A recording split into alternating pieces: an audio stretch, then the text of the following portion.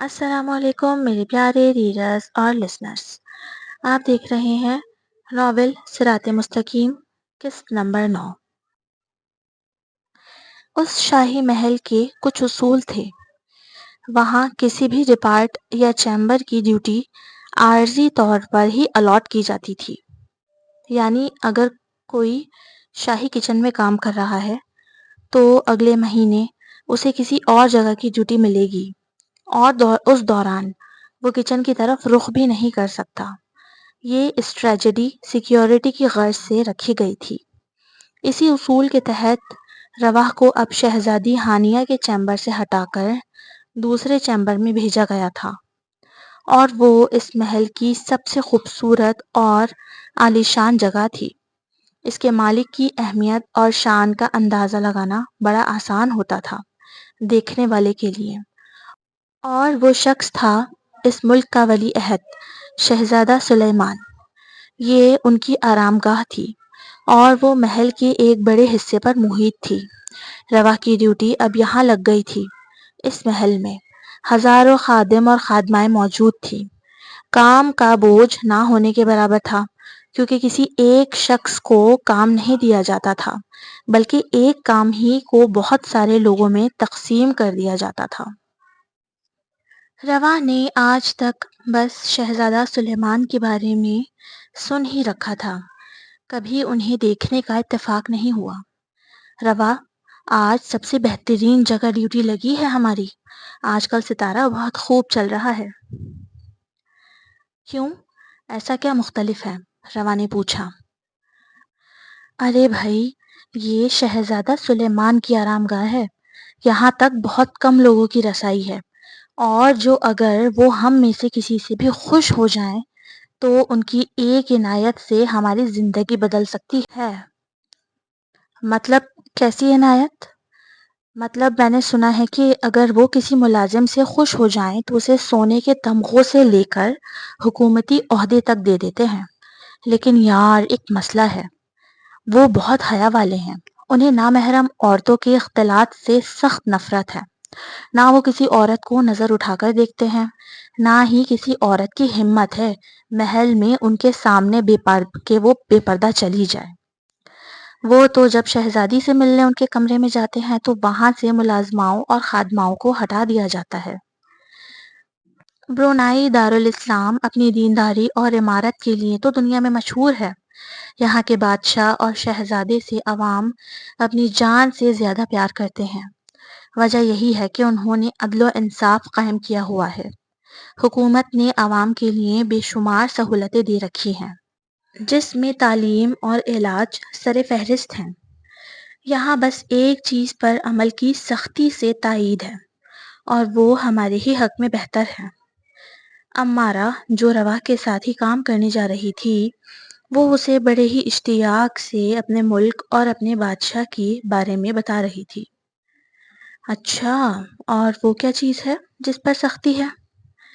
اصل میں ہماری حکومت بے دین لوگوں کو پسند نہیں کرتی.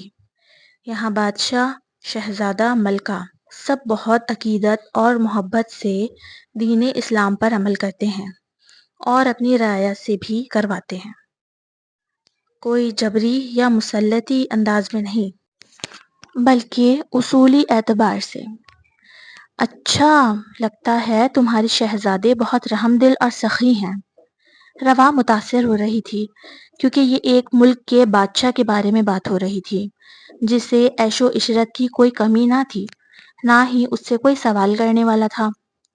بہت زیادہ. ان کی پرسنالٹی کسی ہیرو سے کم نہیں. امارہ نے مزید کہا. وہ باتیں کرتی کرتی اپنی کاموں میں مصروف ہو گئیں. وہ ہاتھ میں کپڑا تھامے شہزادے کے عالیشان بیڈ روم میں تھی اور وہیں موجود قیمتی میز کی نادیدہ گرد جھاڑ رہی تھی. ویسے تو اسے نقاب کر کے کام کرنے کا حکم تھا لیکن ابھی وہ کیونکہ اکیلی تھی تو اس نے نقاب ہٹایا ہوا تھا. امارہ اسی چیمبر کے دوسرے کمروں میں کام کر رہی تھی. اتنے میں اس کی ناک سے ایک انتہائی مسحور کن خوشبو ٹکرائی اور اگلے ہی لمحے اس خوشبو کا مالک کمرے میں داخل ہوا. شہزادہ سلیمان تیزی سے اندر آئے اور ایک نگاہ بھی ڈالے بغیر ہی اندر جانے لگی۔ روا نے نہ جانے کیا سوچ کر انہیں پیچھے سے پکارا، شہزادے! سلیمان لمحے کو ٹھہرا، پھر غصے سے پلٹا۔ روا تو اس کے وجود کی ہیبت سے کانپ رہی تھی، اس کی شخصیت میں بہت روب تھا۔ تمہاری اتنی ہمت کہ ہمیں براہ راست ہمارے عقب سے مخاطب کیا، ہم تمہیں اس گستاخی پر سزا بھی دے سکتے ہیں۔ سلیمان کی آواز سے روا کی ٹانگیں کانپ گئی تھی، جبکہ اس نے فوراً ہی اپنا چہرہ کپڑے سے چھپایا تھا۔ مجھے آپ سے انصاف چاہیے، آپ کی ریاست میں میرے ساتھ ظلم ہوا ہے۔ روا نے کوئی تمہید نہ باندھی بلکہ سیدھا اپنا مدعا بیان کیا۔ کیسا ظلم؟ سلیمان نے آئیبرو سکیڑ کر پوچھا۔ روا کی خوبصورت پانی کے رنگ والی آنکھیں گھنی پلکوں کی باڑ میں تھر تھرا رہی تھی، اور سلیمان کی سنہری آنکھیں نہ جانے کیوں اس کی آنکھوں پر مرکوز تھیں۔ میرے ساتھ آپ کے ملک کے ایک باشندے نے زبردستی نکاح کیا ہے، میں اس ملک سے تعلق نہیں رکھتی۔ وہ آگے بھی کچھ کہتی لیکن سلیمان نے اسے ہاتھ کے اشارے سے خاموش ہو جانے کا اشارہ کیا۔ میں تمہاری پوری بات سننے میں دلچسپی رکھتا ہوں۔ رات 12 بجے میرے کمرے میں آ جانا، میں تفصیل سے تمہاری داستان سن لوں گا۔ جی شہزادے، روا بس یہی بول سکی۔ اس وقت تک سلیمان اپنے مطلوبہ کام کر کے وہاں سے نکل چکا تھا، اور روا خالی الذہنی کے عالم میں وہی کھڑی کی کھڑی رہ گئی۔ چند گھنٹوں بعد ان کا کام ختم ہو چکا تھا۔ روا اس وقت بستر پر لیٹی تھی، اس کے ذہن پر اس خوبرو شہزادے کے گمبھیر بھاری آواز میں کہے جملے نقش ہو گئے تھے۔ یہ جو شہزادہ سلیمان نے بات کی ہے وہ اس سے تو بالکل مختلف ہے جو امارہ نے ان کے بارے میں بتا رہی تھی۔ رات 12 بجے بلانے کا کیا مقصد ہے ان کا؟ اتنی رات کو نامحرم لڑکی کو کمرے میں بلا کر کیا سننا چاہتے ہیں وہ سوچ میں پڑ گئی تھی کہ جائے یا نہ جائے۔ جانے سے اسے بہت خوف آ رہا تھا کہ نہ جانے اتنی رات کو کیوں بلا لیا ہے انہوں نے مجھے۔ یہاں تو ویسے ہی رات کو لڑکیوں کی ہر ڈیوٹی ختم کر دی جاتی ہے، رات کی ڈیوٹی صرف مرد ملازم ہی کرتے تھے، ملکہ اور شہزادی کے چیمبر کے علاوہ۔ دوسری بات جو اس کے ذہن میں آئی وہ یہ تھی کہ اگر اس نے حکم نہ مانا تو کہیں حکم عدولی کی صورت میں اسے کوئی سزا نہ دے دی جائے۔ اگر کوئی سزا نہ بھی ملی، صرف کام سے نکال دیا گیا، جب بھی اس کے لیے یہ کسی بڑے نقصان سے کم نہ تھا۔ وہ دوبارہ اس گندے سے چھوٹے جھونپڑے نما گھر میں نہیں جانا چاہتی تھی۔ وہ بس سوچ رہی تھی اور پریشان ہو رہی تھی۔ اسے اندازہ ہی نہ ہوا کہ رات ہو چکی ہے۔ ٹھیک 11 بجے بے چینی سے وہ اپنے کمرے میں ٹہلنے لگی تھی۔ اسے سمجھ نہیں آ رہا تھا کہ کیا کرے۔ اگر وہ وہی پہلے والی روا ہوتی تو شاید بے دھڑک ہی اس کے روم میں چلی جاتی، لیکن اب تو اس میں زمین آسمان کا فرق آ چکا تھا۔ باقاعدگی سے نماز پڑھنے اور قرآن کو سمجھ کر پڑھنے سے اسے حلال حرام کا فرق سمجھ آ گیا تھا، اور یہ بات بالکل سچ ہے۔ نماز انسان میں حیا پیدا کرتی ہے۔ اب رواح میں وہ غرور تکبر کہیں نظر نہیں آتا تھا۔ کوئی پرانا یار ساتھی اسے دیکھ کر پہچان بھی نہ پاتا کہ یہ وہی لڑکی ہے جو نیم برہنہ ٹانگوں والے منی اسکرٹس پہنتی تھی، اور آج اس کے سر کے بال بھی ہر وقت اسکارف سے کور رہتے تھے۔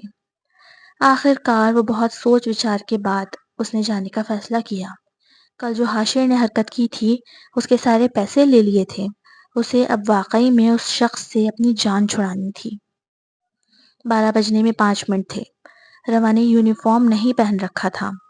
وہ اس وقت بڑی سی چادر اپنے گرد لپیٹے سلیمان کے چیمبر کے سامنے کھڑی تھی۔ چہرہ اس نے اسی چادر کے پلو سے چھپا رکھا تھا۔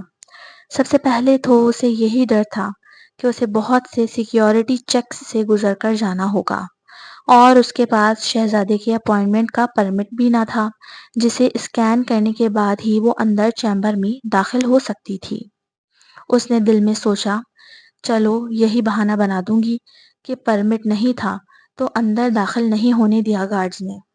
یہی سوچتے ہوئے اس نے نگاہ دوڑائی تو اسے اندازہ ہوا کہ وہاں آج کوئی گارڈ کھڑا ہی نہیں تھا۔ اس نے جیسے ہی اس الیکٹرانک دروازے سے گزرنے کی کوشش کی جس میں ایک آڑ تھی جو کارڈ دکھانے سے ہی کھلتی تھی، لیکن آج وہ ایسے ہی کھل گئی۔ روا حیرانی سے اس کھلے ہوئے دروازے کو اور آگے کی راہداری کو دیکھ رہی تھی۔ سارے چیمبر میں ہو کا عالم تھا۔ ایک گارڈ، ایک ملازم، اسے وہاں کوئی نظر نہ آیا۔ وہ شدید خوفزدہ ہو چکی تھی۔ اس نے تھوک نکلا اور اللہ کا نام لے کر آگے کو قدم بڑھا دیا۔ اس کی حیرانی کی انتہا نہ رہی جب بغیر کسی مشکل کے لمحے میں وہ شہزادے کے کمرے کے سامنے دروازے پر کھڑی تھی۔ تو یہ ہے اس دیندار شہزادے کی اصلیت، اچھائی کا لبادہ اوڑھے۔ یہ سب ہوتا ہے یہاں۔ ویسے تو کوئی پرندہ پر نہیں مار سکتا یہاں، لیکن آج اس نام نہاد دیندار شہزادے نے اپنی عیاشی کے لیے سارا کا سارا محل خالی کروا رکھا ہے تاکہ روا آئے اور وہ اس کے ساتھ آگے اس سے وہ سوچ بھی نہ سکی۔ شہزادے کے لیے اس کے دل میں پیدا ہونے والا شک یقین میں بدل چکا تھا، اور اب وہ بہت خوفزدہ ہو رہی تھی کہ آگے کیا ہوگا۔ 12 بج گئے تھے۔ وہ اس کے دروازے پر کھڑی تھی۔ اسے ہمت کر کے دروازے پر مؤدبانہ دستک دی۔ آ جاؤ۔ اندر سے وہی بھاری مردانہ آواز گونجی جس سے روا کی جان نکلی تھی۔ اس نے دروازہ کھولا اور باہر ہی کھڑے کھڑے اسے پکارا، جی شہزادے، حکم کیجیے۔ سلیمان جو کہ بستر پر نیم دراز تھا، اپنے سلکی گولڈن نائٹ گاؤن میں، اس نے پھر پکارا، تمہیں ہماری زبان سمجھ نہیں آتی کیا؟ اندر آ جاؤ۔